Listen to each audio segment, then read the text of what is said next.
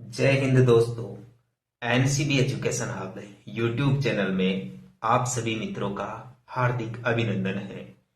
दोस्तों, आज की वीडियो क्लास में हम पीथल और पाथल के बारे में चर्चा करेंगे। भाई, क्या था ये पीथल और पाथल? यह एक साहित्यिक रचना थी जो महाराणा प्रताप और अकबर के दरबारी विद्वान पृथ्वीराज राठौड़ के बीच हुए पत्र व्यवहार का आपसी संवाद था। ये पीथल और पाथल के नाम से पीथल और पाथल नामक यह रचना कन्हैयालाल सेठिया के द्वारा लिखी गई। भाई, कन्हैयालाल सेठिया को आप जानते ही हैं। इनका जन्म सुजानगढ़ चूरू में हुआ और इन्हें राजस्थानी भाषा का भीष्म पिता कहा जाता है। आपसे सवाल पूछ ले कि राजस्थानी भाषा का भीष्म पिता किसे कहते हैं? कन्हैयालाल सेठिया को। तो इन्हीं कन्हैयालाल सेठिया को पीथल और पाथल का रचनाकार माना जाता है। इनकी इस रचना के अनुसार पीथल तो बताया गया है पृथ्वीराज राठौड़ को, जो बीकानेर के तो थे राजकुमार और अकबर के दरबारी कवि थे, दरबारी विद्वान थे। ठीक है दोस्तों। और पाथल बताया गया है महाराणा प्रताप को।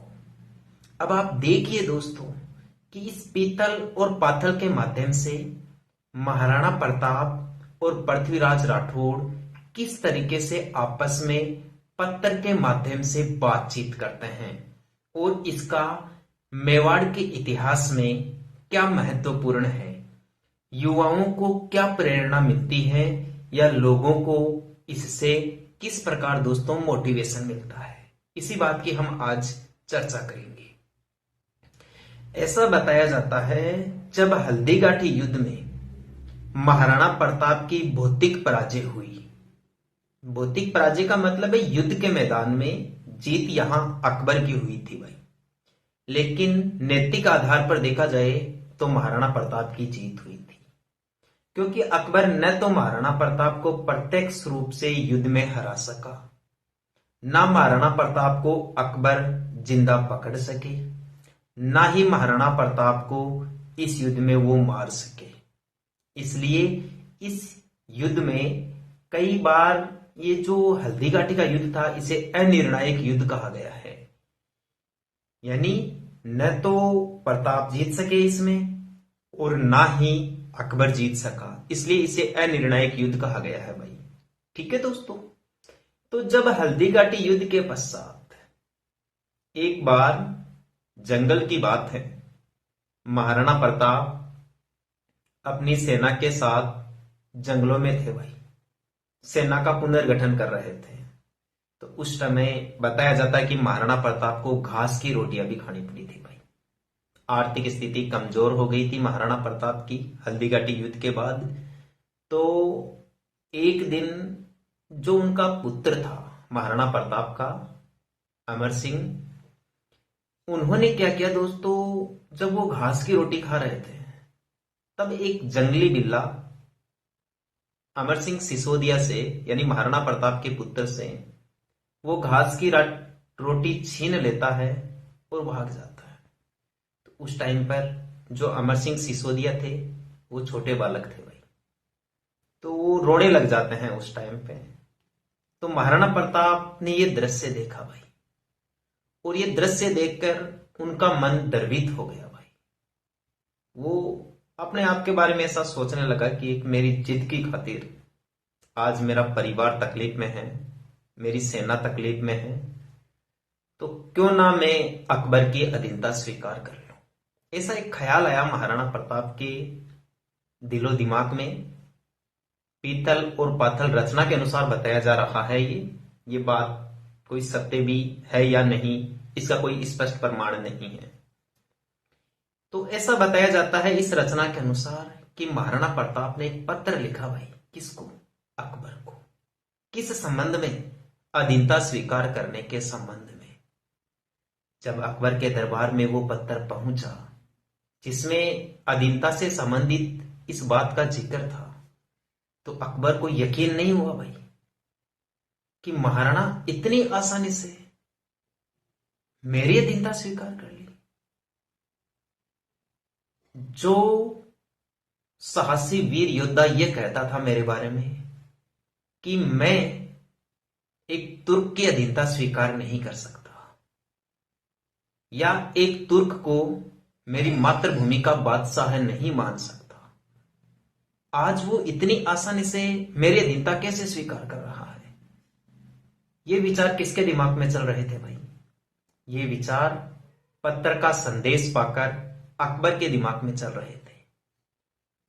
तो महाराणा प्रताप ने ये जो संदेश लिखे, ये पाथल के नाम से लिखे। फिर अकबर इस बात की पुष्टि करने के लिए, इसकी जांच करने के लिए अपने दरबारी कवि पीथल यानी पृथ्वीराज राठौड़ को कहते हैं कि आप इसकी जांच कीजिए कि क्या यह बात सत्य है। तब पीथल पत्र के माध्यम से संदेश भेजते हैं महाराणा प्रताप को, और उसमें लिखते हैं कि हे महाराणा प्रताप, आप जनमानस के आदर्श हैं, प्रेरणा स्रोत हैं, और आप इतनी आसानी से अकबर की अधीनता स्वीकार कैसे कर सकते हैं? आप हार कैसे मान सकते हैं? आप तो उन वीर बहादुर योद्धाओं के वंशज हैं जिन्होंने युद्ध के मैदान में शत्रु सेना के दांत खट्टे किए हैं, या आप उन महाराणाओं के वंशज हैं जिनके नाम से ही शत्रु डरता था या कांप जाता था। तो यहां पीथल यानी पृथ्वीराज राठौड़ ने महाराणा प्रताप के सोए हुए स्वाभिमान को जगाया। उन्होंने महाराणा प्रताप को अपना प्रण याद दिलाया कि आप मातृभूमि के सच्चे वीर सपूत हैं। आपको मातृभूमि की रक्षा करनी है। अपनी मेवाड़ की जो धरा है उसको आजाद बनाए रखने के लिए या आजाद करने के लिए मुगलों के साथ आपको संघर्ष करना है। तो इस प्रकार पीथल के माध्यम से दिए गए संदेशों से महाराणा प्रताप ने आगे चलकर अपना कर्तव्य निभाया, और जो उनके दिमाग में जो नकारात्मक सोच आई थी उसको दूर किया।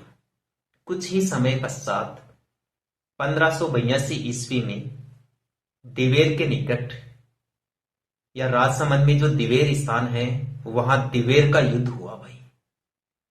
उस दिवेर के युद्ध में अकबर की तरफ से लड़ने वाले सुल्तान खान को पराजित किया महाराणा प्रताप की सेना ने, और मुगलों पर जीत हासिल की। उम्मीद करता हूं यह जानकारी आपके समझ में आई होगी। ठीक है दोस्तों, आगे की जानकारी भी आप ध्यान से। दोस्तों, ये राजस्थान के बहुत ही प्रसिद्ध क्रांतिकारी थे अमरचंद बाठिया। इनको कौन नहीं जानता दोस्तों। राजस्थान का प्रत्येक व्यक्ति इनकी जीवनी और इनके बलिदान से परिचित है। अमरचंद भाटिया का संबंध यानी इनका जन्म हुआ था भाई बीकानेर में। अमरचंद भाटिया का जन्म कहां पर हुआ था? बीकानेर रियासत में हुआ था। और अमरचंद भाटिया बीकानेर छोड़कर इनका जो निवास स्थान था, जहां ये रहते थे परमानेंट तरीके से, वह स्थान था दोस्तों ग्वालियर। ग्वालियर में रहा करते थे। ग्वालियर वर्तमान समय में भारत के मध्य प्रदेश राज्य में है। और ग्वालियर के राज दरबार में ये दोस्तों एक राजकोष प्रभारी थे भाई। क्या थे? एक राजकोष प्रभारी थे। ग्वालियर के प्रशासन में या ग्वालियर राज्य के ये राजकोष प्रभारी थे। कौन? अमरचंद भाटिया, जो मूल रूप से कहां के निवासी थे? बीकानेर के निवासी थे। बीकानेर में ही इनका जन्म हुआ था सन 1797 ईस्वी को। ये बात आप जरूर ध्यान रखना कि अमरचंद भाटिया का जन्म कब और कहां हुआ। इनका जन्म बीकानेर में हुआ था और 1797 ईस्वी में हुआ था। बाद में आगे चलकर अमरचंद भाटिया बीकानेर तो छोड़ देते हैं और हमेशा हमेशा के लिए ग्वालियर यानी मध्य प्रदेश में रहने लग जाते हैं। और ग्वालियर के साम्राज्य में या ग्वालियर राज्य में ये एक राजकोष प्रभारी के पद पर कार्य करते थे। अमरचंद भाटिया को प्रसिद्धि क्यों मिली? ऐसा इन्होंने क्या किया? इनका संबंध मुख्य रूप से देखा जाता है 1857 की क्रांति से, 1857 की क्रांति से। ये जो 1857 की क्रांति है, यह अपने देश का यानी भारत का प्रथम स्वतंत्रता संग्राम था। आप ये बात जरूर ध्यान रखें कि भारत का प्रथम स्वतंत्रता संग्राम कौन सा था? 1857 की क्रांति। ये बात किसने कही है कि 1857 की क्रांति भारत का प्रथम स्वतंत्रता संग्राम था या आजादी के लिए लड़ी गई प्रथम लड़ाई थी? यह बात कही थी दोस्तों वीर दामोदर सावरकर ने। किसने कही थी? वीर दामोदर सावरकर, जो भारत में महाराष्ट्र के एक प्रसिद्ध क्रांतिकारी रहे हैं। तो 1857 की क्रांति में अमरचंद भाटिया ने क्या किया था भाई? 1857 की क्रांति में भारत में एक महत्वपूर्ण क्रांतिकारी महिला थी भाई। उनका नाम था झांसी की रानी। झांसी की रानी, झांसी की रानी। ध्यान रखना दोस्तों, ये जो झांसी की रानी थी, इस झांसी की रानी की अमरचंद भाटिया ने वित्तीय मदद की थी। क्या किया था इन्होंने? वित्तीय मदद, या अपन ये कह सकते हैं आर्थिक मदद। वित्तीय मदद या आर्थिक मदद की अमरचंद भाटिया ने 1857 की क्रांति के समय झांसी की रानी की, अंग्रेजों के खिलाफ जाकर। तो दोस्तों अंग्रेज अमरचंद भाटिया के द्वारा किए गए इस कार्य से नाराज हो गए भाई, नाखुश हो गए। वो उनको इस बात से बहुत दुख हुआ कि अमरचंद भाटिया ने झांसी की रानी की आर्थिक मदद कर दी, और अंग्रेज दोस्तों अब अमरचंद भाटिया के पीछे पड़ जाते हैं, यानी इन्हें पकड़ने का प्रयास करने लग जाते हैं, क्योंकि यह इनका एक जुर्म मान लिया जाता है ब्रिटिश सरकार के द्वारा।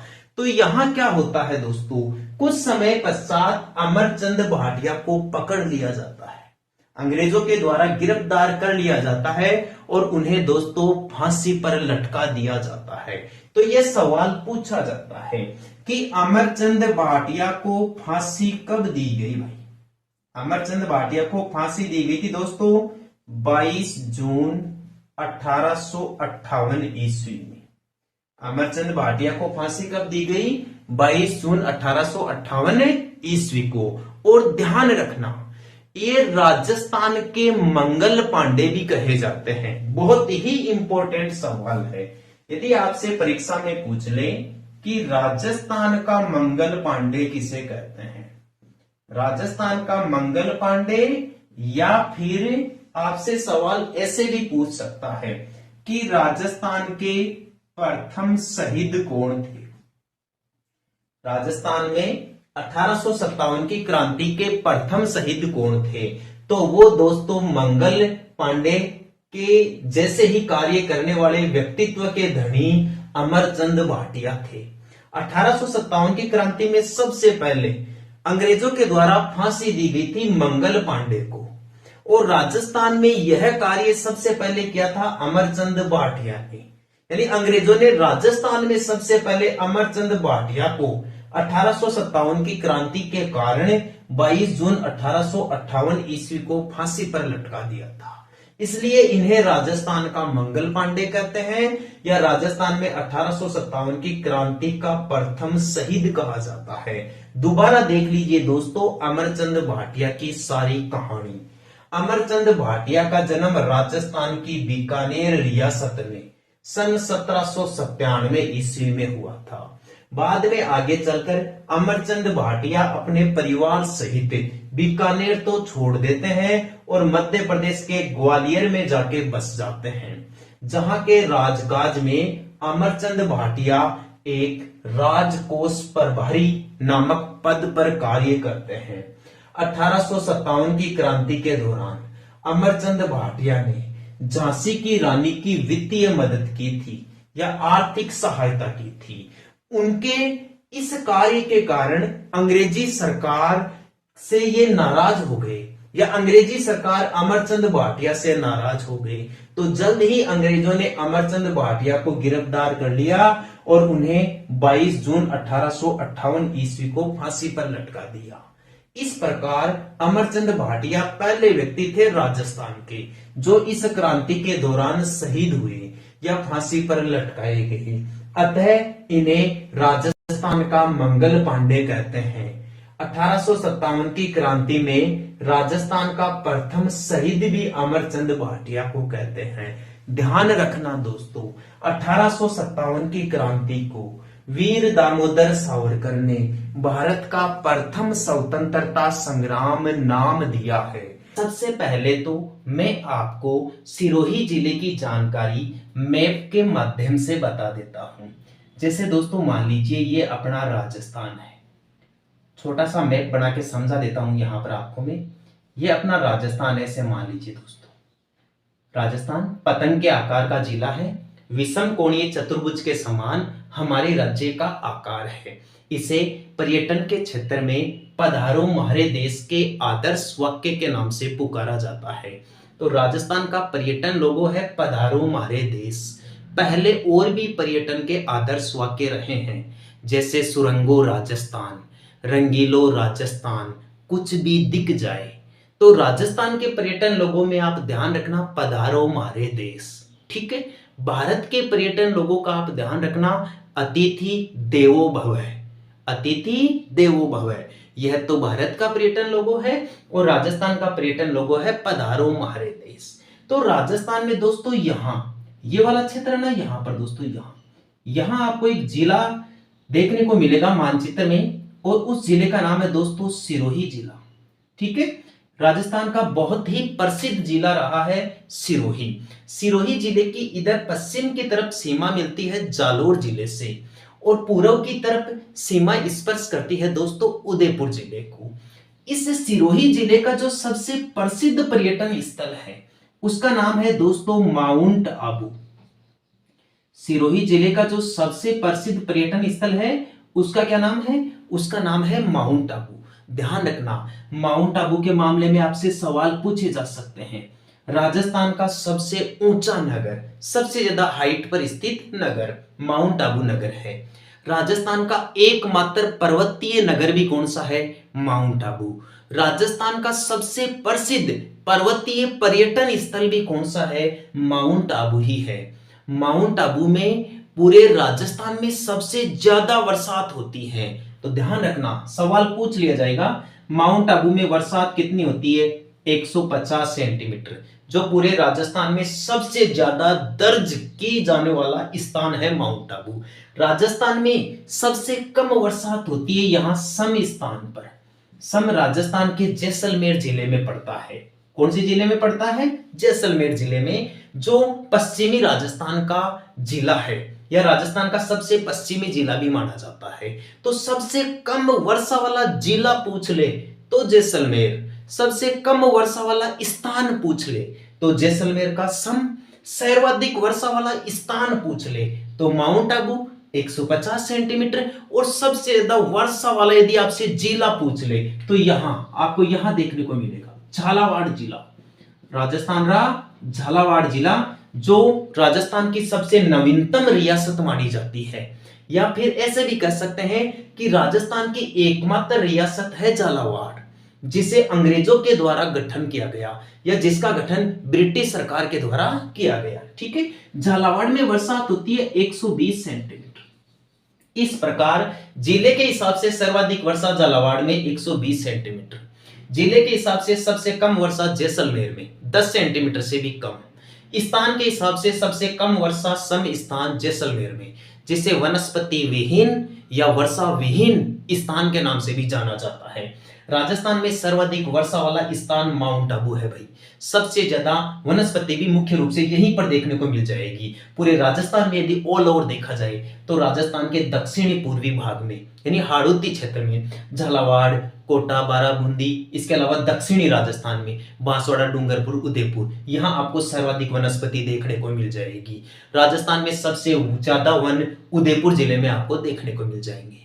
और सबसे कम वन आपको देखने को मिलेंगे राजस्थान के चूरू जिले में। यहां तक बात क्लियर है? ठीक है, आ जाओ दोस्तों माउंट आबू के बारे में या सिरोही जिले के बारे में। आज मुख्य रूप से राजस्थान के सिरोही जिले के प्रसिद्ध पर्यटन स्थलों का अध्ययन करेंगे।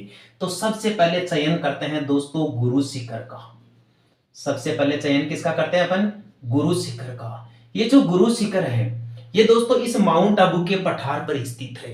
राजस्थान की सबसे ऊंची पर्वत चोटी है। पूछ लिया जाए राजस्थान और अरावली, अरावली राजस्थान से ही तो गुजरती है, राजस्थान के इस भाग से गुजरती है अरावली, इधर वाले भाग से ऐसे दक्षिण पश्चिम से उत्तर पूर्व की ओर। अरावली पर्वतमाला की जड़ें अरब सागर में बताई जाती है, गुजरात में स्पष्ट रूप से दिखाई जाती है, फिर राजस्थान में, हरियाणा में और दिल्ली में समाप्त हो जाती है। दिल्ली में राष्ट्रपति भवन जो रायसीना की पहाड़ी पर स्थित है वो अरावली पर्वतमाला का अंतिम बिंदु माना जाता है। और भारत में अरावली पर्वतमाला की शुरुआत खेड़ बर्मा पालनपुर गुजरात से मानी जाती है। राजस्थान में अरावली की शुरुआत यहां माउंट आबू सिरोही से शुरू होती है और राजस्थान में खेतड़ी झुंझुनू में अरावली समाप्त हो जाती है। अरावली पर्वतमाला की यदि टोटल लंबाई की बात करें, वीणा के आकार की पर्वतमाला है ये अरावली पर्वतमाला, इसकी टोटल लंबाई है 692 किलोमीटर, जिसका लगभग 80% भाग अकेले राजस्थान में ही है। 550 किलोमीटर लंबाई है इसकी राजस्थान में अरावली की। तो इस अरावली पर्वत चोटी का मुख्य भाग राजस्थान में है, इसलिए राजस्थान की सबसे ऊंची पर्वत चोटी गुरु शिखर है और अरावली की भी सबसे ऊंची पर्वत चोटी कौन सी है? गुरु शिखर है, जो इस माउंट आबू सिरोही में स्थित है। इस पर्वत चोटी की ऊंचाई है भाई साहब 1722 मीटर। गुरु शिखर पर्वत चोटी की ऊंचाई कितनी है? 1722 मीटर। ऑप्शन में कई बार आपको 1722 मीटर नहीं मिलता है, तो वहां आपको देखने को मिलेगा 1727 मीटर। 1727 मीटर। भाई ये 5 मीटर का डिस्टेंस क्या है, ये डिफरेंस क्यों आ रहा है 5 मीटर का? क्योंकि दोस्तों यहां एक मंदिर है, इस 5 मीटर का एक मंदिर है। जैसे मान लीजिए यह आपकी अरावली पर्वतमाला है भाई, ठीक है। इस अरावली पर्वतमाला के ऊपर दोस्तों आपको यहां पर एक मंदिर देखने को मिल जाएगा। यह मंदिर है दोस्तों एक ऋषि का, एक तपस्वी का मंदिर है जिसका नाम है दत्तात्रेय। दत्तात्रेय, तो ऋषि दत्तात्रेय का मंदिर है इस गुरु शिखर पर्वत चोटी के ऊपर। तो मंदिर की ऊंचाई को भी यदि शामिल कर लिया जाए तो मंदिर सहित गुरु शिखर पर्वत चोटी की ऊंचाई 1727 मीटर है।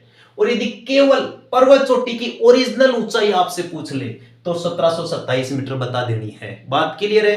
ठीक है दोस्तों, ये जो गुरु दत्तात्रेय हैं या ऋषि दत्तात्रेय हैं, जिनकी तपोभूमि है यहाँ इस गुरु शिखर पर्वत चोटी के ऊपर, इनका जो मंदिर है, इनके बारे में और भी सवाल पूछा जा सकता है। जो ऋषि दत्तात्रेय, कौन थे ऋषि दत्तात्रेय? ऐसा बताया जाता है कि ब्रह्मा विष्णु महेश, भगवान ब्रह्मा विष्णु और महेश, उनके द्वारा 2 व्यक्ति थे भाई, एक पुरुष और एक महिला, यानी दंपति थे।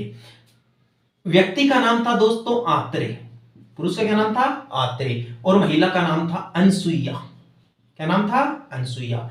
तो आत्रेय और अनसुईया, इनको पुत्र के रूप में प्रदान। दूसरा सवाल आप ये भी ध्यान रखोगे दोस्तों, इसे संतों का शिखर कहा जाता है। इसे क्या कहा जाता है? संतों का शिखर। बहुत ही इंपॉर्टेंट सवाल है ये। संतों का शिखर किस पर्वत चोटी को कहा जाता है? माउंट आबू पर स्थित गुरु शिखर पर्वत चोटी को कहा जाता है। ध्यान रखना, सागर माथा माउंट एवरेस्ट को कहते हैं, जो नेपाल और तिब्बत की सीमा पर स्थित है। 8,850 मीटर या 8,848 मीटर ऊंची पृथ्वी की सबसे ऊंची पर्वत चोटी मानी जाती है, या विश्व की सबसे ऊंची पर्वत चोटी मानी जाती है। इस माउंट एवरेस्ट को पृथ्वी का तीसरा ध्रुव भी कहा जाता है। उसी को सागरमाता कहते हैं, उसी को कोमोलंगमा कहते हैं, उसी को ब्रह्मांड की देवी, उसी को सागरमाथा या फिर बर्फ की देवी के नाम से जाना जाता है। किसे? माउंट एवरेस्ट को। जबकि ये जो गुरु शिखर है इसे कहा गया है संतों का शिखर। गुरु शिखर को संतों का शिखर किसने कह दिया भाई? ये बात कही थी कर्नल जेम्स टोड ने। Colonel James Tod, colonel James Tod को तो जानते ही हो, ये व्यक्ति दोस्तों इंग्लैंड के रहने वाले थे। वर्तमान में स्कॉटलैंड का इंग्लिस्टन शहर इनकी जन्मभूमि बताई जाती है, कर्नल जेम्स टोड की। इन्होंने दोस्तों राजस्थान का इतिहास लिखा है, इसलिए इन्हें राजस्थान के इतिहास का पिता कहते हैं। इतिहास का जनक कहते हैं। इनके द्वारा लिखी गई प्रसिद्ध पुस्तक का नाम था the central and western Rajput state of India. इसी पुस्तक को एक दूसरे अन्य नाम से भी जाना जाता है, the annals and antiquities of Rajasthan. Colonel James Tod Bharat में ईस्ट इंडिया कंपनी की तरफ से पॉलिटिकल एजेंट के रूप में सेवा देने के लिए आए थे भाई। इसे घोड़े वाले बाबा के नाम से भी जाना जाता है कर्नल जेम्स टोड को। तो इस कर्नल जेम्स टोड ने गुरु शिखर पर्वत चोटी को संतों का शिखर नाम दिया है। बात क्लियर है? ठीक है। सिरोही का दूसरा पर्यटन स्थल देखिए दोस्तों, ये एकमात्र स्थान है जहां पर कुंवारी कन्या का मंदिर है। राजस्थान में एकमात्र स्थान है माउंट आबू सिरोही जहां पर कुंवारी कन्या का मंदिर है। बहुत ही गजब का सवाल है, यहां से आपसे सवाल पूछ लिया जाएगा कि राजस्थान में कुंवारी कन्या का मंदिर कहां पर है? माउंट आबू सिरोही में आपको देखने को मिल जाएगा। बात क्लियर है? ठीक है। इस सिरोही जिले का जो तीसरा पर्यटन स्थल है उसका नाम है दोस्तों दिलवाड़ा का जैन मंदिर या दिलवाड़ा के जैन मंदिर। जो दिलवाड़ा का जैन मंदिर है, इनके बारे में आपसे दो सवाल पूछे जा सकते हैं भाई। पहला सवाल तो यह कि ये दोस्तों जैन धर्म से रिलेटेड है। विश्व के प्रसिद्ध मंदिरों में शामिल है दिलवाड़ा के जैन मंदिर। यहां से आपसे दूसरा सवाल यह पूछा जा सकता है कि दिलवाड़ा के जैन मंदिरों का निर्माण करवाया किसने था भाई। इन मंदिरों का निर्माण तो करवाया था दोस्तों दो भाई थे भाई। एक का तो नाम था वास्तुपाल, एक भाई का तो क्या नाम था? वास्तुपाल, और दूसरे का नाम था तेजपाल। वास्तुपाल और तेजपाल नामक भाइयों ने सिरोही जिले के माउंट आबू में दिलवाड़ा के जैन मंदिरों का निर्माण करवाया। दूसरा सवाल आपसे यह पूछा जा सकता है कि दिलवाड़ा के इन जैन मंदिरों का निर्माण कब करवाया गया। एनसीईआरटी कक्षा 10 की राजस्थान जीके की इतिहास और संस्कृति की जो पुस्तक है उसके अनुसार बताया गया है कि 12वीं से लेकर 13वीं सदी के बीच में 12वीं से लेकर 13वीं सदी के बीच में दिलवाड़ा के जैन मंदिरों का निर्माण वास्तुपाल और तेजपाल के द्वारा करवाया गया। आगे चलकर मेवाड़ के महाराणा कुंभा के द्वारा दिलवाड़ा के जैन मंदिरों का पुनः निर्माण करवाया गया। ये बात आप जरूर ध्यान रखना।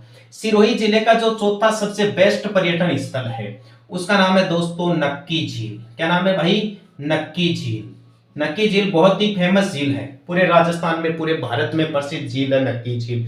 नक्की झील दोस्तों सुंदरता के लिए जानी जाती है, स्वच्छ नीले जल के लिए जानी जाती है। ये दोस्तों पर्यटन स्थल को बहुत ज्यादा लुभाने वाली झील है नक्की झील। इसका नक्की नाम किस कारण पड़ा भाई? ऐसा बताया जाता है कि वंदितियों का ऐसा मानना है, जनश्रुतियों का ऐसा मानना है, या लोगों का ऐसा कहना है कि प्राचीन समय में देवताओं के द्वारा नाखूनों से खोदकर इस झील का निर्माण किया गया।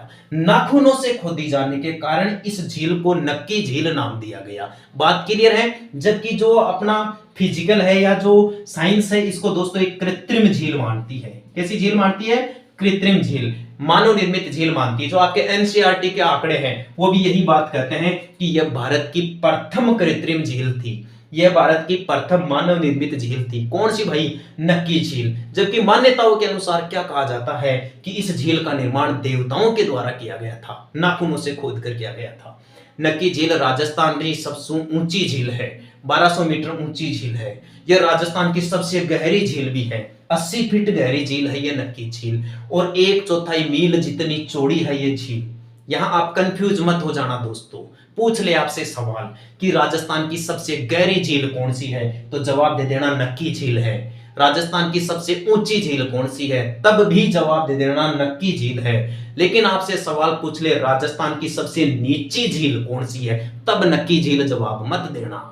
तब आप जवाब देना दोस्तों तलवाड़ा झील, जो राजस्थान रे हनुमानगढ़ जिले में है, टिब्बी तहसील के अंदर तलवाड़ा गांव में घग्गर नदी के द्वारा निर्मित झील है ये तलवाड़ा झील। ये तलवाड़ा झील जिसे राजस्थान की सबसे नीची झील मानी जाती है। ठीक है दोस्तों।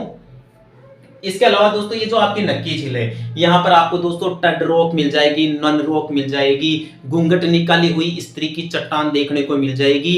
यहाँ पर आपको मेंढक जैसी आकृति की चट्टान मिल जाएगी। यहीं पर निकट पहाड़ी पर आपको तोते के आकार की चट्टान जिसे पैरट रॉक कहते हैं वो भी देखने को मिल जाएगी। नक्की झील के निकट ही आपको हाथी गुफा देखने को मिल जाएगी।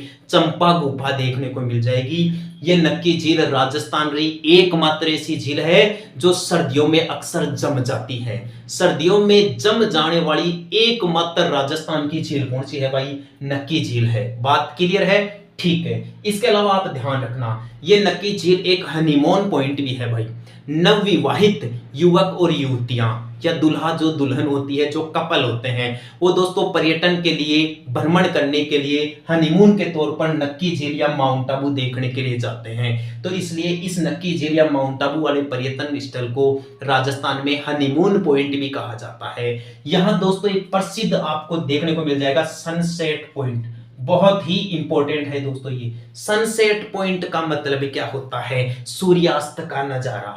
सूर्यास्त का नजारा। यहां से दोस्तों इस माउंट आबू के पठार से, इस नक्की झील के निकट से आपको दोस्तों सूर्यास्त का, डूबते हुए सूर्यास्त का नजारा आपको स्पष्ट रूप से दिखाई देगा।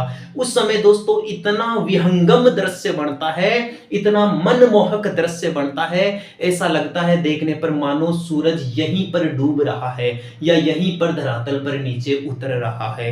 उम्मीद करता हूं आपके ये जानकारी समझ में आई होगी। यदि आप इस पूरे मैटर को हमेशा हमेशा के लिए स्थायी करना चाहते हैं तो मेरे साथ इस वीडियो का रिवीजन जरूर कर ले। आइए दोस्तों, आज के जिला दर्शन के टॉपिक में हमने सिरोही जिले का चयन किया है।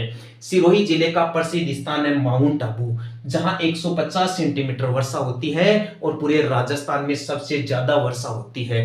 पूरे भारत और विश्व में सर्वाधिक वर्षा मासिन राम या चेरापूंजी मेघालय में होती है। ठीक है दोस्तों, ये माउंट आबू है राजस्थान का सबसे ठंडा स्थान भी है। राजस्थान में जिले के हिसाब से सर्वाधिक वर्षा झालावाड़ में 120 सेंटीमीटर होती है। जिले के हिसाब से सबसे कम वर्षा जैसलमेर में मात्र 10 सेंटीमीटर होती है और सबसे कम वर्षा वनस्पति रहित स्थान जैसलमेर का समी स्थान है भाई। ठीक है दोस्तों, माउंट आबू के अंदर दोस्तों एक तो गुरु शिखर पर्वत चोटी स्थित है, माउंट आबू के पठार के ऊपर स्थित है। ये गुरु शिखर पर्वत चोटी 1722 मीटर ऊंची है, इसलिए राजस्थान की सबसे ऊंची पर्वत चोटी है। अरावली पर्वतमाला की सबसे ऊंची पर्वत चोटी है। इसी पर्वत चोटी के ऊपर ऋषि दत्तात्रेय का एक 5 मीटर ऊंचा मंदिर है। तो कई बार मंदिर सहित पर्वत चोटी की ऊंचाई पूछ ले तो कंफ्यूज मत हो जाना, 1727 मीटर हो जाएगा। ठीक है, यहां ध्यान रखना, ऋषि दत्तात्रेय के पिता का नाम आत्रेय था और इनकी माता का नाम अनसुईया था। सिरोही जिले का दूसरा पर्यटन स्थल है कुंवारी कन्या का मंदिर। पूछ लिया जाएगा, कुंवारी कन्या का मंदिर राजस्थान में कहां पर है? सिरोही में है। सिरोही में प्रसिद्ध दिलवाड़ा के जैन मंदिर भी है, जिनका निर्माण 12वीं से 13वीं शताब्दी के बीच वास्तुपाल और तेजपाल नामक भाइयों के द्वारा किया गया था भाई। इस दिलवाड़ा के जैन मंदिरों का पुनः निर्माण मेवाड़ के महाराणा कुंभा के द्वारा करवाया गया था। इसी माउंट आबू के पठार पर राजस्थान की सबसे ऊंची झील नक्की झील है, जिसका निर्माण देवताओं के द्वारा नाखूनों से खोदकर किया गया था। इसे भारत की प्रथम या सबसे पुरानी कृत्रिम झील भी मानी जाती है। नक्की झील राजस्थान की सबसे ऊंची झील है, राजस्थान की सबसे गहरी झील है, जबकि सबसे नीची झील तलवाड़ा झील हनुमानगढ़ में है, समुद्र तल के हिसाब से देखा जाए तो। ठीक है, इस नक्की झील पर दोस्तों घूंघट निकाली हुई स्त्री की चट्टान है, मेंढक के आकार की चट्टान है, तोते जैसे आकार की चट्टान है। इसी के पास में दोस्तों हाथी गुफा देखने को मिल जाएगी, चंपा गुफा देखने को मिल जाएगी। नक्की झील का नीला स्वच्छ जल पर्यटकों के मन को लुभा देता है। यहाँ का हरा भरा वातावरण बहुत ही आकर्षक और मनोरम दृश्य और विहंगम दृश्यों का निर्माण होता है। इसी नक्की झील पर दोस्तों हनीमून पॉइंट स्थित है, सनसेट पॉइंट स्थित है। यहाँ दोस्तों इसी नक्की झील के ऊपर सन 1948 में महात्मा गांधी की अस्थियों का कुछ भाग विसर्जित किया गया। आज उस स्थान को महात्मा गांधी घाट के नाम से जाना जाता है। ध्यान रखना, गांधी घाट पुष्कर झील पर भी है और नक्की झील पर भी है। ठीक है, नया क्वेश्चन है दोस्तों एक करंट का कि महात्मा गांधी जी का पेनोरमा या स्मारक कहां बनाया जा रहा है? सिरोही में बनाया जा रहा है। कि फ्रेंडशिप कैसी होनी चाहिए या एक विद्यार्थी को कैसे साथी चुनने चाहिए स्टूडेंट के लिए, या जैसे हम यंग एज में होते हैं उस टाइम पे दोस्तों रिलेशनशिप दो प्रकार की कारगर साबित होती है भाई। एक तो ऐसी रिलेशनशिप होती है जो आपकी जिंदगी को ही नरक बना देगी, और एक ऐसी रिलेशनशिप होती है जो आपको आपकी मंजिल तक पहुंचाने में काफी ज्यादा मदद करेगी, आपको मोटिवेशन देगी, और हमेशा पॉजिटिव एनर्जी देगी भाई। सबसे पहले अपन बात करते हैं दोस्तों एक ऐसे साथी की जो आपको हमेशा कहे कि यार भाई तू पढ़, मेरे दोस्त तू पढ़, तू कुछ बन जाएगा ना तो मेरी जिंदगी को भी सुकून मिल जाएगा, तेरी खुशी में ही मेरी खुशी है। ऐसे कहने वाले साथी बहुत कम मिलते हैं दोस्तों। तो हमेशा फ्रेंड सर्किल ऐसी होनी चाहिए। यदि आपको लगता है कि कोई आपका ऐसा दोस्त है जो हमेशा आपके बारे में अच्छा सोचता है, वो ये सोचता है कि मेरा दोस्त कुछ बन जाए, उसकी जिंदगी में खुशियां आ जाए और वो अपने माता पिता का नाम रोशन करे, तो ऐसे दोस्तों को हमेशा अपने साथ रखिए। माता पिता के मार्गदर्शन में रहें, अच्छे अध्यापकों के मार्गदर्शन में रहें, हमेशा अच्छे दोस्त अपने साथ रखिए। अब बात करते हैं अपन रिलेशनशिप में टाइप 2 वाले दोस्त की। एक दोस्त दोस्तों ऐसा भी होता है जो मतलब एक प्रकार की बीमारी टाइप का होता है। आप उसे कैंसर कह दीजिए या चाहे किसी भी प्रकार की बीमारी कह दीजिए आप उसको, वो आपके साथ ऐसे ही लग जाएगा जैसे आपके शरीर पे कोई बीमारी लग गई है, कोई रोग लग गया आपके हमेशा हमेशा के साथ। कई प्रकार की बातें करता रहेगा वो, टाइम नहीं दे रहे हो, घूमने जाना था वगैरह वगैरह, ऐसा कुछ कहते रहेंगे वो। तो दोस्तों मेरा आपसे कहना है कि यदि आप विद्यार्थी जीवन जी रहे हैं, कंपटीशन एग्जाम्स की तैयारी कर रहे हैं, या सफलता प्राप्त करने के लिए आपने यदि कोई टारगेट फिक्स कर रखा है, तो ऐसे कैंसर जैसे दोस्तों को दोस्तों आप डिलीट मार दीजिए। ऐसे लोगों का आप बलिदान कर दीजिए, वरना ये लोग आपकी तैयारी को खा जाएंगे दोस्तों। यदि आपने ऐसे लोगों का बलिदान कर दिया, ऐसे लोगों को अपनी जिंदगी से हटा दिया, तो मैं दावे के साथ कहता हूं जिस दिन आप कुछ बन जाओगे ना, तो आपको इतना मिलेगा कि आप थक जाएंगे दोस्तों। मतलब चुनते चुनते थक जाएंगे आप कि किसको चुनूं मैं। दोस्तों ये जो होली का त्योहार है, ये प्रतिवर्ष फाल्गुन पूर्णिमा को मनाया जाता है भाई। आप ये बात जरूर ध्यान रखोगे, आपसे कंपटीशन एग्जाम के अंदर सवाल पूछा जाता है कि होली का त्योहार किस दिन मनाया जाता है, तो फाल्गुन पूर्णिमा को तो मनाई जाती है होली, और चैत्र प्रतिपदा को मनाई जाती है दुल्हंडी। ठीक है दोस्तों। अब देखिए आप, ये जो होली का त्योहार है दोस्तों, ये राजस्थान का सबसे रंग बिरंगा त्योहार है, सबसे ज्यादा कलरफुल त्योहार है दोस्तों होली। ठीक है, इसे रंगों का त्योहार कहा जाता है भाई। राजस्थान का जो करौली जिला है ना, करौली, वहां पर दोस्तों महावीर जी का मंदिर बहुत ही प्रसिद्ध है और वहां लठमार होली खेली जाती है। तो आपसे कंपटीशन एग्जाम में इसी टाइप का सवाल पूछा जाता है कि राजस्थान रे उस स्थान का नाम बताइए जहां पर लठमार होली खेली जाती है, तो वह स्थान है महावीर जी करौली। यहाँ पर दोस्तों महिलाएं पुरुषों के पीछे लठ लेकर पड़ जाती है और होली का त्योहार मनाती है इसी खेल के रूप में। दूसरी बात, राजस्थान में दोस्तों अजमेर जिले के अंदर एक स्थान है, उसका नाम है बिनाय। यदि आप जानते हो तो बिनाय स्थान जो सहकारी आंदोलन या सहकारिता की शुरुआत से भी जुड़ा हुआ स्थान है। तो अजमेर जिले के बिनाय स्थान पर कोडामार होली का आयोजन किया जाता है। आपसे सवाल पूछा जाएगा कि राजस्थान के कौन से स्थान पर कोडामार होली खेली जाती है, तो बिनाय अजमेर में खेली जाती है। ये कोडामार होली क्या है? यहाँ पर भी दोस्तों महिलाएं पुरुषों के पीछे कोड़ा लेकर पड़ जाती है भाई, या कोड़े से प्रहार करती है पुरुष के ऊपर या पुरुषों के झुंड के ऊपर। तो ये खेल के रूप में मनाया जाने वाला त्योहार है बिनाय में, और यहाँ महिलाएं पुरुषों के ऊपर कोड़ों का प्रहार करती है। तो ध्यान रखना, लठमार होली तो महावीर जी करौली में खेली जाती है, कोडामार होली बिनाय अजमेर में खेली जाती है। एक और इंपॉर्टेंट सवाल बता देता हूं तुम्हें, होली का प्रकार ही है वो भी आपसे पूछ लेगा, राजस्थान में बाठामार होली या पत्थरमार होली कहां पर खेली जाती है? तो राजस्थान रे बाड़मेर जिले में यहाँ दोस्तों पत्थर मार होली खेली जाती है। ध्यान रखना, बहुत इंपॉर्टेंट सवाल है। राजस्थान में पत्थर मार होली कहां पर खेली जाती है? बाड़मेर में खेली जाती है।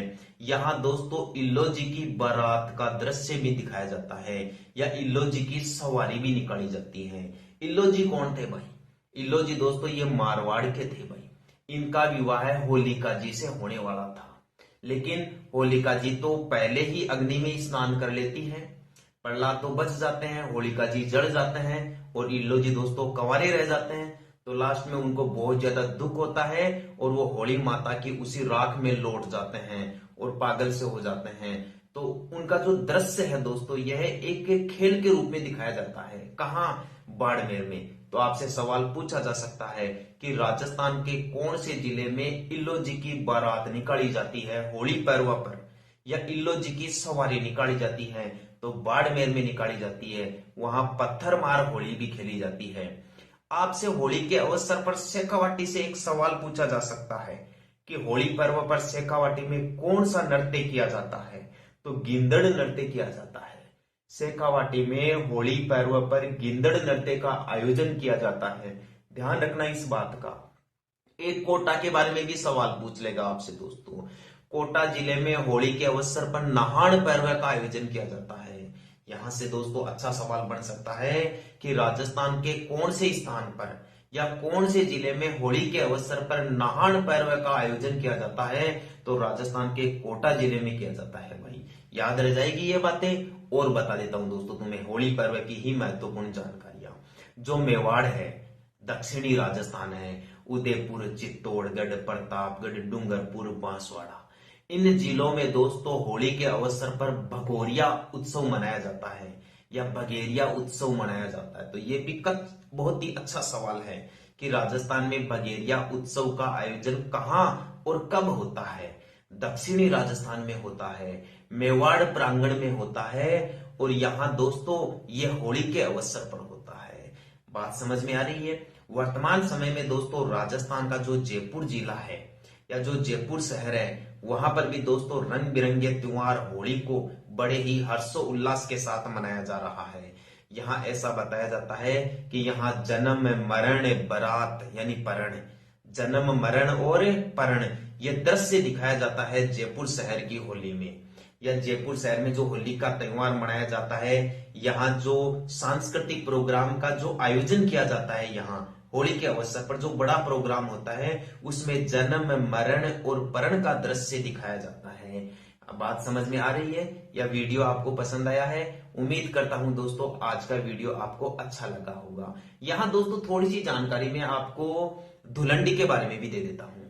और जैसे ही धुलंडी मनाई जाती है, अपने दोस्तों नव वर्ष भी शुरू हो जाता है, तो उसके बारे में भी अपन थोड़ी बहुत चर्चा कर लेते हैं। धुलंडी दोस्तों फागुन में नहीं मनाई जाती, इस चीज का ध्यान रखना। फाल्गुन पूर्णिमा, फाल्गुन महीने का अंतिम दिन होता है और इस दिन होली मनाई जाती है। फाल्गुन पूर्णिमा के जस्ट अगले वाला दिन यानी नेक्स्ट महीना शुरू हो जाता है यहाँ। और हिंदू मंथ के अनुसार दोस्तों नेक्स्ट महीना शुरू होता है चैत्र। और महीने में भी दोस्तों दो पक्ष होते हैं भाई, 15-15 दिन के। एक तो होता है कृष्ण पक्ष, एक होता है शुक्ल पक्ष। कृष्ण पक्ष की रातें हमेशा काली होती है और शुक्ल पक्ष की रातें दोस्तों चांदनी होती है। इसीलिए तो 15 दिन के समूह को तो कृष्ण पक्ष और 15 दिन के समूह को शुक्ल पक्ष कहते हैं। महीने का जो पहला पखवाड़ा होता है, 15 दिन के समूह को पखवाड़ा बोलते हैं। पहला पखवाड़ा हमेशा कृष्ण पक्ष का होता है, इस बात का ध्यान रखना। तो फाल्गुन पूर्णिमा के तुरंत बाद कृष्ण पक्ष आएगा और चैत्र कृष्ण प्रतिपदा को धुलंडी भी मनाते हैं और हिंदू नववर्ष भी शुरू हो जाता है। लेकिन इस दिन हिंदू नववर्ष मनाते नहीं भाई। हिंदू धर्म में जो कृष्ण पक्ष का पखवाड़ा होता है ना, इसको दोस्तों पूजा या प्रतिष्ठा या अनुष्ठान के लिए शुभ नहीं माना जाता। हमेशा जितने भी काम किए जाते हैं वो शुक्ल पक्ष में ही किए जाते हैं। तो हिंदू नववर्ष मनाने के लिए अपन चैत्र शुक्ल प्रतिपदा का इंतजार करते हैं, यानी 15 दिन का इंतजार करते हैं और चैत्र शुक्ल प्रतिपदा को मनाते हैं फिर हिंदू नववर्ष। तो आप ध्यान रखना इस बात का। कंपटीशन एग्जाम में आपसे सवाल पूछा जा सकता है कि हिंदू नववर्ष की शुरुआत तो किस दिन हो जाती है? चैत्र कर्षण प्रतिपदा को, यानी धुलंडी के दिन शुरू हो जाती है। जबकि हिंदू नववर्ष मनाया कब जाता है? चैत्र शुक्ल प्रतिपदा को मनाया जाता है। आज की वीडियो क्लास में हम राजस्थान के अजमेर जिले के बारे में अध्ययन करेंगे। आइए क्लास प्रारंभ करते हैं। आज का अपना जो टॉपिक है वह दोस्तों जिला दर्शन है। जिला दर्शन, इसमें दोस्तों पर्यटन स्थलों का मुख्य रूप से अध्ययन किया जाता है। और जिला दर्शन में दोस्तों आज हम अजमेर पढ़ेंगे कि अजमेर जिले के प्रसिद्ध पर्यटन स्थल कौन कौन से हैं, या फिर अजमेर में जो फेमस स्थान है वो कौन कौन से हैं। तो अजमेर में सबसे पहले देखते हैं अपन दोस्तों Mayo college. Mayo college, Mayo college की स्थापना दोस्तों 1875 ईस्वी में हुई थी। यह कंपटीशन के लिए एक बहुत ही महत्वपूर्ण सवाल है कि मेयो कॉलेज की स्थापना किस वर्ष की गई थी? 1875 ईस्वी में। और राजस्थान के किस शहर में की गई थी? अजमेर शहर में की गई थी। सबसे पहले तो आप मानचित्र में यह देखें कि अजमेर शहर कहां स्थित है। देखिए दोस्तों, यह अपना राजस्थान है भाई। यहां बना के दिखा देता हूं मैं आपको। ये अपना राजस्थान है दोस्तों, ऐसे मान लीजिए, ठीक है। पतंग के आकार का राज्य है राजस्थान, इसलिए इसे पतंगाकार कहा जाता है, या इसे विषम कोणीय चतुर्भुज के नाम से भी जाना जाता है। राजस्थान के आकार को विषम कोणीय चतुर्भुज बताने वाले विद्वान का नाम था T.H. हेंडले। आप ध्यान रखें इस बात का कि राजस्थान को पतंगाकार या विषम कोणीय चतुर्भुज या रोम्बस का आकार किसने बताया था? विद्वान T.H. हेंडले ने। बात क्लियर है? ठीक है। इस राजस्थान का जो हृदय है, राजस्थान का हृदय कहा जाता है दोस्तों अजमेर को। यहां स्थित है राजस्थान के बीचों बीच में। आपसे सवाल पूछ ले कि राजस्थान का हृदय किसे कहा जाता है भाई, यह बहुत ही महत्वपूर्ण सवाल है दोस्तों। राजस्थान का हृदय, राजस्थान का हृदय कहा जाता है अजमेर को। बात क्लियर है? ठीक है। दूसरी बात, आपसे सवाल पूछ लेगा दोस्तों अजमेर जिले का आकार कैसा है। जो आपका अजमेर जिला है इसका आकार है दोस्तों त्रिभुजाकार। अजमेर जिले का आकार कैसा है भाई? त्रिभुजाकार। इस सवाल से भी आप ध्यान रखना, राजस्थान का त्रिकोणाकार जिला कौन सा है? त्रिभुजाकार जिला कौन सा है? अजमेर। राजस्थान का हृदय किसे कहते हैं? अजमेर को कहते हैं। आइए दोस्तों अब इसके महत्वपूर्ण पॉइंटों के बारे में अध्ययन करें। मेयो कॉलेज कहां स्थित है? अजमेर में। मेयो कॉलेज की स्थापना किस वर्ष की गई थी? 1875 ईस्वी में की गई थी। किसके द्वारा की गई थी भाई मेयो कॉलेज की स्थापना? यह भी एक इंपॉर्टेंट सवाल बनता है दोस्तों। अंग्रेजों के टाइम पे इसकी स्थापना की गई थी। जिस व्यक्ति ने मेयो कॉलेज की स्थापना की थी उस अंग्रेज का नाम था दोस्तों रिचर्ड बार्क। Richard bark. यह सवाल आप जरूर ध्यान रखें कि मेयो कॉलेज की स्थापना करने वाले अंग्रेज अधिकारी का क्या नाम था? उसका नाम था रिचर्ड बार्क। और 1875 में इसने अजमेर में मेयो कॉलेज की स्थापना की थी।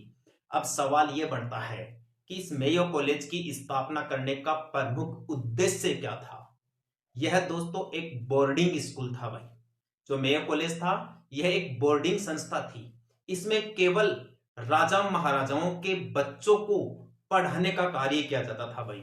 यह मेयो कॉलेज गठित करने का मुख्य उद्देश्य था राजपूताना, रियासतों या फिर रजवाड़ा या फिर राजाओं के राजकुमारों को पढ़ाने के लिए इस कॉलेज की स्थापना की गई थी। अजमेर का दूसरा महत्वपूर्ण पॉइंट देखिए आप, यहां दोस्तों सोनी जी की नसिया स्थित है भाई। इसी अजमेर में क्या स्थित है? सोनी जी की नसिया। काफी महत्वपूर्ण सवाल है परीक्षा की दृष्टि से। डायरेक्ट यहीं से सवाल पूछता है कि सोनी जी की नसिया राजस्थान के कौन से जिले में है? अजमेर जिले में है। दूसरा इंपॉर्टेंट सवाल सोनी जी की नसियों से कि सोनी जी की नसिया का ये जो संबंध है ये कौन से धर्म से है भाई? जैन धर्म से है, ईसाई धर्म से है, बौद्ध धर्म से है या फिर हिंदू धर्म से है? ध्यान रखना, सोनी जी की नसिया का संबंध राजस्थान में जैन धर्म से है भाई। कौन से धर्म से है? जैन धर्म से रिलेटेड है सोनी जी की नसिया। सोनी जी की नसिया का जो मुख्य कक्ष है उसे कहा जाता है स्वर्ण नगरी। ये काफी इंपॉर्टेंट सवाल है। बहुत ही इंपॉर्टेंट सवाल है। सवर्ण नगरी, सोनी जी की नसिया जो मुख्य मंदिर है या फिर जो जैन मंदिर है या जो जैन भवन है अजमेर में सोनी जी की नसिया के नाम से, यहां दोस्तों जो मुख्य कक्ष है, इस मंदिर का जो मुख्य कमरा है उसे दोस्तों सवर्ण नगरी के नाम से जाना जाता है। इसके अलावा आप ये भी ध्यान रखें कि सवर्ण नगरी राजस्थान के जैसलमेर जिले को कहते हैं, या सोनारगढ़ दुर्ग को सवर्ण नगरी या सोनारगढ़ दुर्ग के नाम से जाना जाता है। जबकि सुवर्णगिरी राजस्थान के जालोर के किले को कहा जाता है। भारत में स्वर्ण मंदिर अमृतसर पंजाब में स्थित है। भारत में सबसे ज्यादा सोने का उत्पादन कोलार और हुट्टी की खान कर्नाटक राज्य में होता है। राजस्थान में सबसे ज्यादा सोने का उत्पादन बांसवाड़ा जिले के आनंदपुरा भूकिया और जगतपुरा भूकिया स्थानों पर होता है। विश्व में दोस्तों सबसे ज्यादा सोने का उत्पादन ऑस्ट्रेलिया देश में होता है, चीन देश में होता है। विश्व प्रसिद्ध कालगुल्ली और पुलगारडी सोने के खाने ऑस्ट्रेलिया देश में स्थित है। और विश्व में सोने के उत्पादन के लिए अफ्रीका महाद्वीप में दक्षिण अफ्रीका देश के जोहान्सबर्ग को विश्व का सोने का नगर कहा जाता है। दुनिया की सबसे बड़ी सोने की खान ओंटेरियो सोने की खान कनाडा देश में है। उम्मीद करता हूं सोने धातु से संबंधित महत्वपूर्ण जानकारियां आपके समझ में आई होगी। तो दोबारा देखिए सोनी जी की नसिया, ये राजस्थान के अजमेर जिले में है, जैन धर्म से रिलेटेड है। सोनी जी की नसिया के मुख्य कक्ष को सवर्ण नगरी कहा जाता है। मेयो कॉलेज की स्थापना अंग्रेज अधिकारी रिचर्ड बार्क ने 1875 ईस्वी में अजमेर में की थी। राजस्थान का हृदय, राजस्थान का मक्का, राजस्थान का नाका, ये दोस्तों अजमेर जिले को कहा जाता है। अजमेर जिले का आकार त्रिभुज के समान है, इसलिए इसे त्रिभुजाकार या त्रिकोणाकार जिला कहा जाता है। यहां तक बात क्लियर है? ठीक है। सोनी जी की नसिया के बारे में एक और बात ध्यान रखना, इस सोनी जी की नसिया जैन मंदिर के अंदर आपको काष्ठ कला देखने को मिलेगी। इसका संगमरमर का बना हुआ मेहराबदार दरवाजा देखने को मिलेगा। साथ ही यहां पर दोस्तों सोने की कलात्मक डिजाइन भी आपको देखने को मिलेगी। ठीक है, आगे देखिए दोस्तों, अजमेर जिले का जो तीसरा महत्वपूर्ण पर्यटन स्थल है उसका नाम है दोस्तों अढ़ाई दिन का झोपड़ा। अढ़ाई दिन का झोपड़ा, अढ़ाई दिन का झोपड़ा। दोस्तों ये जो अढ़ाई दिन का झोपड़ा है ना, ये राजस्थान की पहली मस्जिद थी भाई, राजस्थान की प्रथम मस्जिद। यहां से भी आपसे सवाल पूछा जा सकता है कि राजस्थान की प्रथम मस्जिद कौन सी थी? अढ़ाई दिन का झोपड़ा अजमेर में, जो किसके द्वारा बनाई गई थी भाई? ये बनवाई गई थी मोहम्मद जो गोरी था, उसका एक गुलाम था जिसका नाम था कुतुबुद्दीन ऐबक। क्या नाम था भाई? कुतुबुद्दीन ऐबक। और बाद में अढ़ाई दिन के झोपड़े को पूरा करने का कार्य किया था ऐबक के उत्तराधिकारी इल्तुतमिश ने। किसने किया था भाई? इल्तुतमिश ने। याद रखोगे ना? ठीक है, दोबारा देख लीजिए। अढ़ाई दिन का झोपड़ा राजस्थान के अजमेर जिले में है। इस अढ़ाई दिन के झोपड़े का निर्माण मोहम्मद गोरी या गुलाम वंश का जो महत्वपूर्ण शासक था कुतुबुद्दीन ऐबक, कुतुबुद्दीन ऐबक गुलाम वंश का संस्थापक था। जबकि गुलाम वंश का जो सबसे शक्तिशाली या जो सबसे वास्तविक शासक था वह इल्तुतमिश को माना जाता है। और ये जो गुलाम वंश था ये दिल्ली सल्तनत का प्रथम राजवंश था भाई, ये भी आप ध्यान रखें। तो अढ़ाई दिन के झोपड़े का निर्माण गुलाम वंश के संस्थापक कुतुबुद्दीन ऐबक के द्वारा करवाया गया और इसे पूर्ण करने का कार्य इल्तुतमिश ने किया था भाई।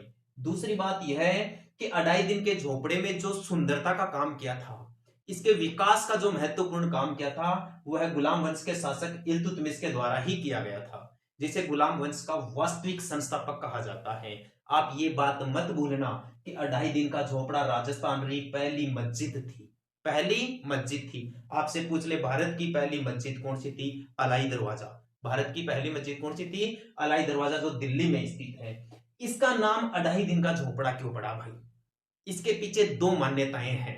अढ़ाई दिन के झोपड़े के बारे में ऐसा कहा जाता है कि इसे मस्जिद बनाने से पहले, अढ़ाई दिन के झोपड़े को मस्जिद बनाने से पहले यह एक संस्कृत पाठशाला हुआ करती थी भाई।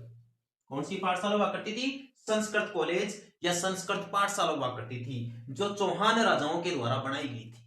चौहान राजाओं में दोस्तों इसका निर्माण करवाया था विग्रहराज चतुर्थ ने। किसने करवाया था? विग्रहराज चतुर्थ। ध्यान रखना, अजमेर में संस्कृत पाठशाला की स्थापना किसने करवाई थी? चौहान राजा विग्रहराज चतुर्थ ने करवाई थी। विग्रहराज चतुर्थ के शासनकाल को अजमेर के चौहानों का स्वर्ण काल माना जाता है या क्लासिक युग माना जाता है। सबसे पहले दिल्ली को चौहानों की राजधानी बनाने वाला शासक भी विग्रहराज चतुर्थ था। बात क्लियर है।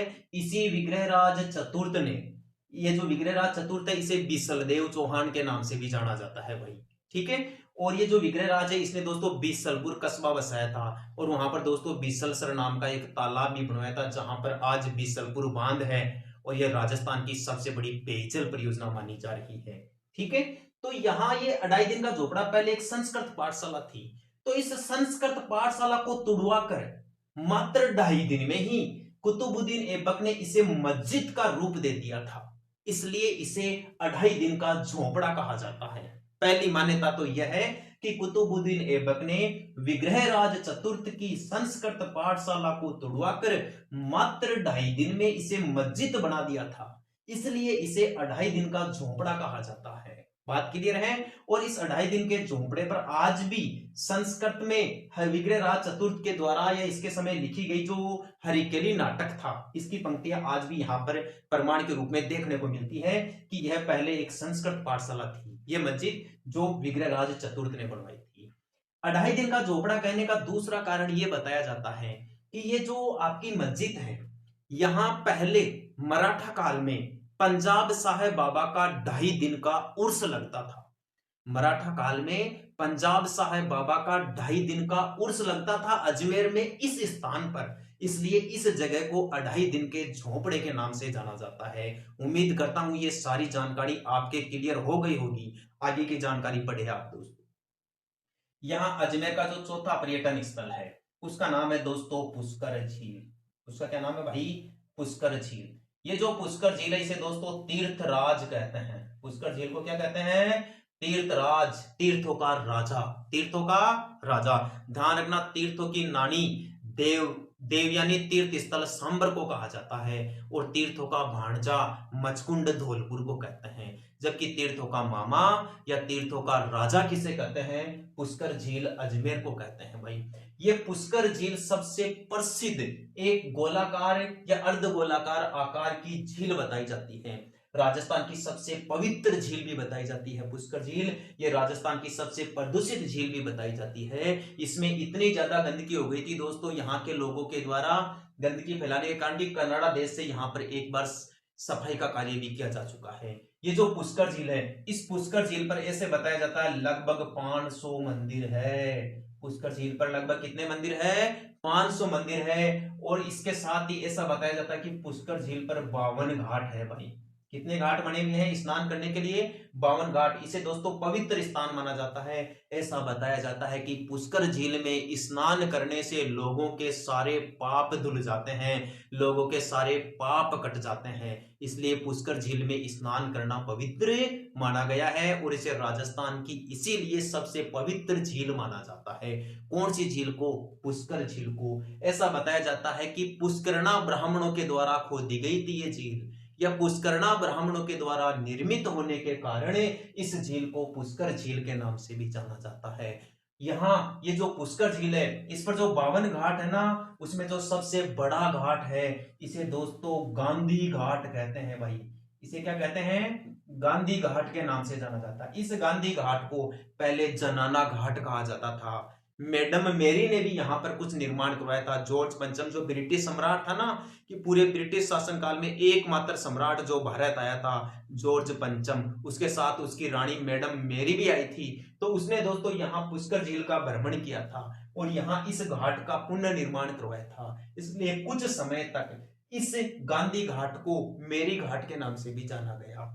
वर्तमान में इसे गांधी घाट कहते हैं भाई। गांधी घाट इसलिए कहते हैं कि 1948 में जब गांधी जी का देहांत हो गया था, नाथूराम गोडसे ने उनकी गोली मारकर हत्या कर दी थी, तो गांधी जी की अस्थियों को कई जगह विसर्जित किया गया था। यह भी एक स्थान है जहां गांधी जी की अस्थियां पुष्कर झील में विसर्जित की गई थी। आज उस स्थान को गांधी घाट के नाम से जाना जाता है। आप एक बात जरूर ध्यान रखना, गांधी घाट राजस्थान के पुष्कर जिले में नक्की झील के ऊपर भी स्थित है। वहां पर भी गांधी जी की अस्थियों का कुछ हिस्सा विसर्जित किया गया था। बात क्लियर है? ठीक है दोस्तों। यहाँ पांचवा जो महत्वपूर्ण प्रसिद्ध स्थल है अजमेर का, उसे कहा जाता है दोस्तों बरमहा मंदिर। उसे क्या कहा जाता है भाई? बरमहा मंदिर। ये दोस्तों राजस्थान में बर्मा जी का प्रसिद्ध मंदिर है भाई। राजस्थान में बर्मा जी का सबसे प्रसिद्ध मंदिर है अजमेर में। और बर्मा जी के मंदिर का जो गर्भगृह है वहां दोस्तों चतुर्मुख है, चतुर्मुख वर्मा जी की प्रतिमा है। चार मुख वाले वर्मा जी की मूर्ति राजस्थान के पुष्कर जिले में है, या राजस्थान के अजमेर जिले में पुष्कर स्थान पर स्थित है। ऐसा बताया जाता है कि पुष्कर में स्थित वर्मा जी का मंदिर विश्व का एकमात्र ऐसा मंदिर है जहां वर्मा जी की विधिवत पूजा अर्चना की जाती है। वर्मा जी की विधिवत पूजा अर्चना की जाने वाला विश्व का एकमात्र मंदिर कहां पर है? पुष्कर अजमेर में। इसके अलावा आपको वर्मा जी के मंदिर आसोतरा बाड़मेर में देखने को मिल जाएंगे, चींच बांसवाड़ा में भी देखने को मिल जाएंगे। ठीक है दोस्तों, यहां ये एकमात्र मंदिर क्यों कहा जाता है भाई? इसकी मूर्ति जो थी वर्मा जी की वो आदि शंकराचार्य जी के द्वारा रखी गई थी, ऐसा बताया जाता है। ये जो वर्मा जी का मंदिर है इसे दुनिया का एकमात्र मंदिर क्यों कहते हैं? ऐसा बताया जाता है वर्मा जी की पत्नी का नाम था भाई सावित्री जी। क्या नाम था? सावित्री जी। तो आप यहां एक तो ये सवाल भी ध्यान रखना कि वर्मा जी के मंदिर के पास में जो निकट पहाड़ी है वहां पर दोस्तों वर्मा जी की पत्नी सावित्री जी का मंदिर भी है भाई। ये आपसे सवाल पूछा जा सकता है कि सावित्री जी का मंदिर कहां पर है? अजमेर में है। वर्मा जी के मंदिर के पास में निकट पहाड़ी पर स्थित है। और वर्तमान समय में जो सावित्री जी का मंदिर है यहाँ पर रोपवे की व्यवस्था की जा चुकी है। राजस्थान में पहला रोपवे सुंदा पर्वत जालोर में लगाया गया था। इसके अलावा रोपवे मनसापूर्ण करणी माता उदयपुर में लगाया जा चुका है, सावित्री जी के मंदिर में लगाया जा चुका है, सामोद बालू जी के लगाया जा चुका है, खोड़ा के हनुमान जी के लगाया गया है जयपुर के पास में। खोड़ा का जो हनुमान जी का रोपवे है उसके बारे में तो ऐसा कहा जाता है कि वो ऑटोमेटिक रोपवे है, स्वचालित रोपवे है। राजस्थान का एकमात्र स्वचालित रोपवे खोड़ा के बालाजी जयपुर के पास में स्थित है ये। ठीक है दोस्तों, और राजस्थान में सबसे लंबा रोपवे सुंदा पर्वत जालोर पर है जो पहला रोपवे भी बताया जाता है। तो सावित्री जी के मंदिर में भी दोस्तों रोपवे की सुविधा की जा चुकी है। तो वर्मा जी की पत्नी सावित्री जी का मंदिर भी कहां पर है? पुष्कर झील अजमेर में है। ऐसा बताया जाता है कि वर्मा जी की पत्नी सावित्री जी इनसे नाराज हो जाती है भाई। वर्मा जी से क्यों नाराज हो जाती है? ये जो वर्मा जी है पुष्कर में दोस्तों यज्ञ करना चाहते हैं और इस टाइम पे वर्मा जी ने क्या किया? गायत्री जी से दूसरा विवाह कर लिया भाई। किससे कर लिया? गायत्री जी से। तो नाराज कौन हो गई भाई? सावित्री जी। और सावित्री जी ने वर्मा जी को श्राप दे दिया। तब से ऐसा बताया जाता है कि विश्व का एकमात्र वर्मा जी का मंदिर यहीं पर स्थित है। आपके इसी वर्मा जी के मंदिर के पास में या इसी वर्मा जी के मंदिर के परिसर में आपको एक सूर्य भगवान की प्रतिमा भी दिखाई देगी। और उस प्रतिमा को देखने पर ऐसा लगता है जैसे सूर्य भगवान जूते पहने हुए हैं भाई। क्या पहने हुए हैं? जूते पहने हुए। तो विश्व का एकमात्र ऐसा दृश्य भी इसी पुष्कर झील में वर्मा जी के मंदिर में देखने को मिलता है। इतनी जानकारी बहुत होगी, उम्मीद करता हूं। आगे की जानकारी पढ़ते हैं। यहां दोस्तों अजमेर का जो छठवां महत्वपूर्ण बिंदु है पर्यटन के मामले में वो है दोस्तों अन्ना सागर झील। वो क्या है भाई? अन्ना सागर झील। ये जो अन्ना सागर झील है यह दोस्तों अन्ना जी ने बनाई थी भाई। किसने बनाई थी? अन्ना जी, जिनका ओरिजिनल नाम था अणुराज चौहान। अणुराज चौहान, जो अजय देव चौहान थे ना, जिन्होंने दोस्तों अजय देव नाम से चांदी के सिक्के जारी किए थे, जिन्होंने अजमेर शहर की स्थापना की थी 1113 ईस्वी में। तो अजय देव चौहान के बेटे थे अणुराज या अन्ना जी। तो इन्होंने तुर्कों के नरसंहार से खून से रंगी धरती को साफ करवाने के लिए अजमेर में अन्ना सागर झील का निर्माण करवाया था। ठीक है, ध्यान रखना। अन्ना सागर झील कहां पर है? अजमेर में। अन्ना सागर झील का निर्माण किसने करवाया था? अजयराज चौहान के पुत्र अन्ना जी या अणुराज चौहान ने करवाया था भाई। ठीक है दोस्तों, नेक्स्ट जानकारी देखिए। यह आपकी जो अन्ना सागर झील है यहां पर दोस्तों आपको दो महत्वपूर्ण स्मारक देखने को मिलेंगे। एक तो दोस्तों आपको यहां दौलत बाग मिलेगा भाई। क्या देखने को मिलेगा? दौलत बाग। इस दौलत बाग को सुभाष उद्यान भी बोलते हैं। इस दौलत बाग को क्या बोलते हैं? सुभाष उद्यान। और इस दौलत बाग का निर्माण करवाया था भाई जहांगीर ने। किसने करवाया था? जहांगीर ने। दूसरी महत्वपूर्ण बात, यहां पर दोस्तों आपको एक 12 दरी देखने को मिलेगा भाई। 12 दरी, 12 दरी। और ये 12 दरी निर्माण करवाई थी भाई शाहजहां ने। किसने निर्माण करवाई थी? मुगल बादशाह शाहजहां ने। 12 दरी क्या है? इस अन्ना सागर झील के किनारे पर संगमरमर के 12 के योग में कटहरे का निर्माण करवाया था, या 12 दरवाजों का निर्माण करवाया था मुगल बादशाह शाहजहां ने, इसलिए इसे 12 दरी के नाम से जाना जाता है। तो अन्ना सागर झील पर दौलत बाग या सुभाष उद्यान तो जहांगीर ने बनवाया, 12 दरी का निर्माण शाहजहां ने करवाया। अन्ना सागर झील का निर्माण अन्नोजी या अणोराज चौहान ने करवाया था। बात क्लियर है? ठीक है। नेक्स्ट पर्यटन स्थल देखिए भाई आप, यहाँ पर जो आपका 7वां महत्वपूर्ण पर्यटन स्थल है अजमेर जिले के अंदर, वो दोस्तों आपको देखने को मिल जाएगा। यहाँ पर पुष्कर झील हो गया, वर्मा जी का मंदिर हो गया, सावित्री जी का मंदिर हो गया, मेयो कॉलेज हो गई, सोनी जी की नसिया हो गई। एक दोस्तों आपको यहाँ पर देखने को मिल जाएगा ख्वाजा साहब का दुर्ग, ख्वाजा साहब का उर्स, या ख्वाजा मोइनुद्दीन चिश्ती की दरगाह है। ख्वाजा मोइनुद्दीन चिश्ती, ख्वाजा मोइनुद्दीन चिश्ती की दरगाह है।